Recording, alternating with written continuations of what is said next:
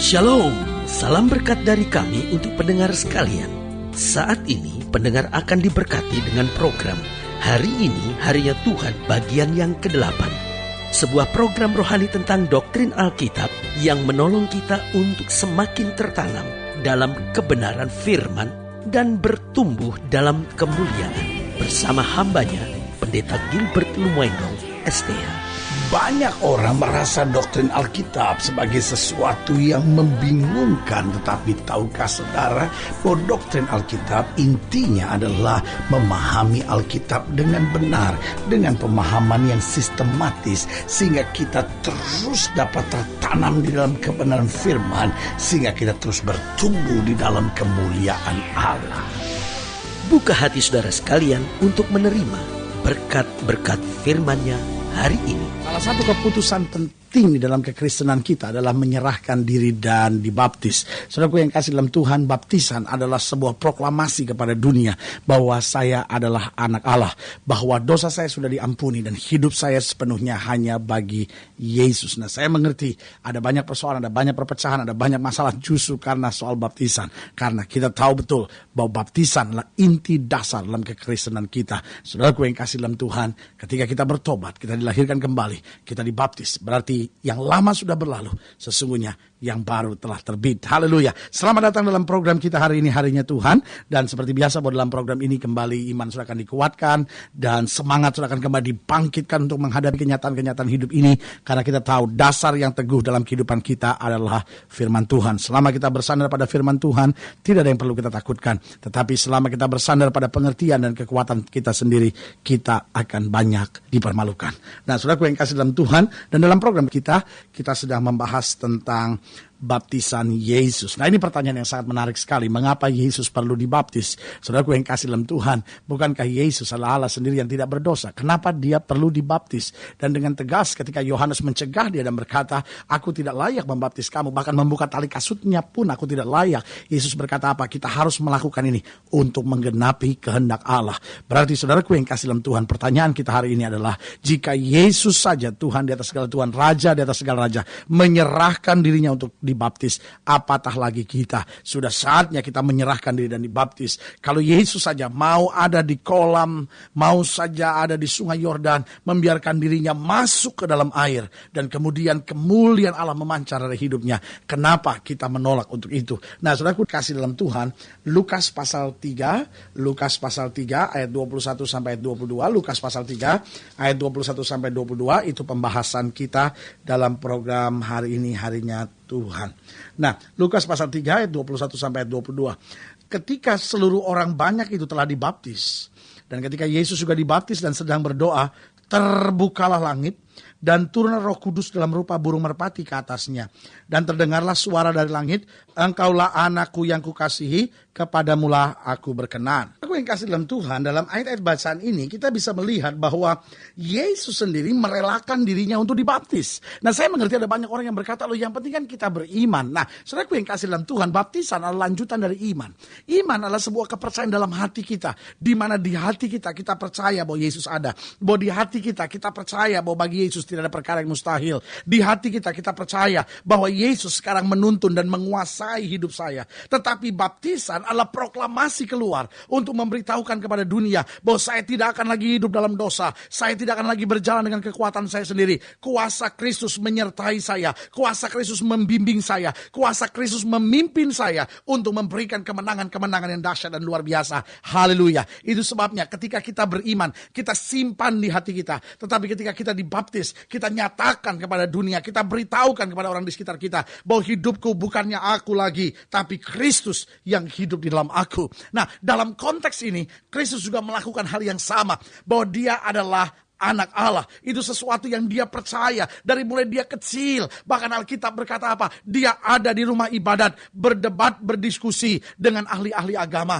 Dari dia mulai lahir, bahkan Maria sudah mendapat petunjuk dari malaikat bahwa beri nama dia Yesus, karena dialah Immanuel, itu Allah yang turun, Allah yang beserta dengan manusia, Allah yang menjadi sama dengan manusia, dan Allah yang tidak pernah meninggalkan manusia. Jadi dari mulai dia lahir, dari mulai dia kecil, ada sesuatu dalam dalam hatinya bahwa dia turun menjadi sama dengan manusia untuk menyelamatkan manusia. Tetapi dalam baptisannya, proklamasi dari Allah berkata, inilah anak yang kukasihi, kepadanya lah aku berkenan. Saudaraku yang kasih dalam Tuhan, berarti kita melihat betul bahwa baptisan adalah sesuatu yang sangat menentukan di dalam kekristenan kita. Saya pelajari apa yang dapat dihasilkan, apa yang dapat nyata dari sebuah baptisan. Yang pertama coba saudara lihat pada ayat yang ke-21 dikatakan ketika seluruh orang banyak itu telah dibaptis dan ketika Yesus juga dibaptis dan sedang berdoa, terbukalah langit.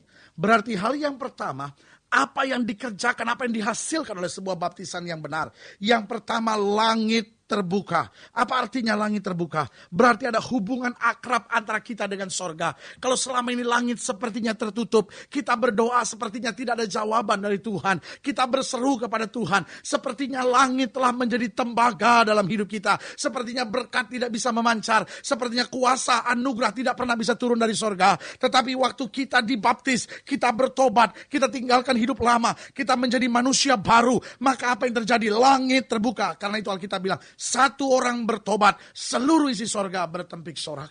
Tapi saudaraku, saya sedang bicara tentang baptisan yang benar. Kalau sudah dibaptis tanpa ngerti, kalau sudah dibaptis tanpa sadar, kalau sudah dibaptis tanpa pemahaman yang benar, sudah dibaptis hanya karena orang lain dibaptis, sudah dibaptis hanya karena tradisi baptisan berlaku, apa yang terjadi? Sudah tidak pernah akan mengalami arti baptisan yang sebenarnya. Arti baptisan yang sebenarnya justru terjadi ketika seorang itu bertobat, ketika seorang itu menyadari bahwa dia harus mati disalibkan dari segala kebiasaan daging, dari segala hawa nafsu dunia, lalu kemudian turun masuk ke dalam air sehingga dikuburkan bersama dengan Kristus dan bangkit kembali dalam kuasa kemuliaan yang luar biasa. Ini yang Alkitab catat sebagai langit terbuka. Ada hubungan akrab antara kita dengan sorga. Kita dapat datang kepadanya apa adanya, tapi sekaligus kita bisa mendengar suara dari sorga. Kita bisa rasakan pimpinan sorga. Kita bisa melihat hal-hal yang dahsyat, yang luar biasa, yang sorga sedang sediakan buat kita. Berarti saudaraku yang kasih dalam Tuhan, apa yang dihasilkan oleh sebuah baptisan yang benar. Dari sebuah baptisan yang benar yang dihasilkan adalah langit akan terbuka bagi hidup kita. Adanya hubungan akrab antara kita dengan sorga. Sehingga kita nggak pernah perlu merasa sendiri. Kita tidak pernah perlu merasa takut. Karena yang menyertai kita adalah pasukan sorga yang akan menjamin keselamatan kita. Saudaraku yang kasih dalam Tuhan. Yang kedua saya pelajari pada ayat yang ke-22. Di ayat yang ke-22 dikatakan, dan turunlah Roh Kudus dalam rupa burung merpati ke atasnya. Berarti hal yang kedua, baptisan menghasilkan turunnya kuasa Roh Kudus. Karena kita tahu betul bahwa dalam baptisan, manusia lama kita disalibkan. Manusia lama kita, manusia daging kita, manusia duniawi kita mati bersama dengan Kristus. Sehingga apa yang terjadi? Kuasa Roh Kudus perlu turun. Oh haleluya.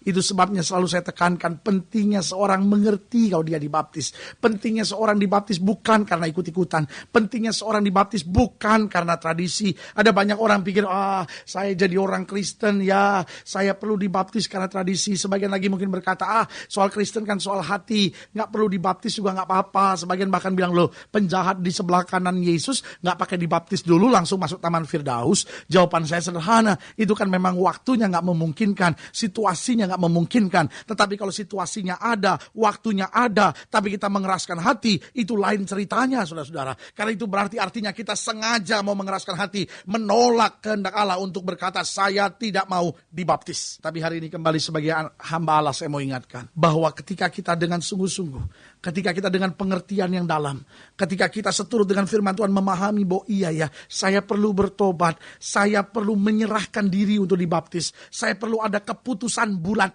untuk menyadari bahwa manusia lama saya harus turut disalibkan, manusia baru saya harus kembali dibangkitkan melalui air baptisan. Saudaraku yang kasih dalam Tuhan, apa yang terjadi? Yang pertama, langit terbuka. Yang kedua, turunnya kuasa Roh Kudus. Roh Kudus mulai menuntun hidup kita. Karena seorang dibaptis, waktu dia keluar, sebetulnya dia bayi yang suci yang baru dilahirkan kembali. Dan apa yang terjadi? Dia nggak bisa berjalan sendiri dengan kekuatannya. Dia butuh kuasa Roh Kudus untuk membimbing, untuk menuntun, untuk mendewasakan dia dalam terang kuasa Tuhan. Yang ketiga, apa yang dihasilkan oleh baptisan. Coba lihat ayat yang ke-22 bagian terakhir. Dikatakan di sana, dan terdengarlah suara dari langit, engkaulah anakku yang kukasihi, kepadamulah aku berkenan. Berarti yang ketiga, suara Bapa, suara Allah, suara Tuhan mulai dipahami. Saudara bisa bayangkan, bukan hanya Kristus yang mendengar suara itu. Orang di sekitarnya mulai sadar, ini loh anak yang dikasihi, yang kepadanya Bapa berkenan. Berarti apa? Kita mulai akrab dengan Tuhan. Kita bisa mulai mendengar suaranya. Kita bukan hanya punya hubungan yang dekat dengan sorga, tapi kita mulai bisa mendengar suara Tuhan. Saudaraku yang kasih dalam Tuhan, ini kan yang hilang dalam dunia ini. Orang beragama, orang beribadah, tetapi nggak bisa lagi mendengar suara Tuhan. Yang dia dengar hanya suara manusia. Yang dia dengar hanya pengajaran-pengajaran manusia yang notabene bisa salah, bisa ngaco, dan bisa menuntunnya di dalam kepalsuan dan kesesatan. Saudaraku yang kasih dalam Tuhan, saya percaya Allah kita adalah Allah yang hidup. Karena dia hidup, dia dapat berbicara. Sehingga ibadah yang sejati bukan hanya mendengar suara manusia. Ibadah yang sejati juga mendengar suara Allah. Dituntun oleh Allah, dibawa ke padang rumput yang hijau dan mengalami kemenangan yang luar biasa. Haleluya. Berarti hari ini kita lihat bahwa baptisan Yesus menghasilkan hal yang luar biasa. Yang pertama, baptisan menghasilkan langit terbuka sehingga ada hubungan akrab antara kita dengan sorga. Yang kedua, turunnya kuasa Roh Kudus sehingga kita gak berjalan dengan kekuatan kita sendiri, tapi dituntun oleh kuasanya. Dan yang ketiga, kita mulai akrab dengan Tuhan, mendengar suara Tuhan, menyadari apa yang Tuhan mau, memahami kehendak-kehendak Allah. Dan saudaraku yang kasih dalam Tuhan, kita akan berjalan dalam kemenangan untuk melihat kemuliaan yang luar biasa. Haleluya.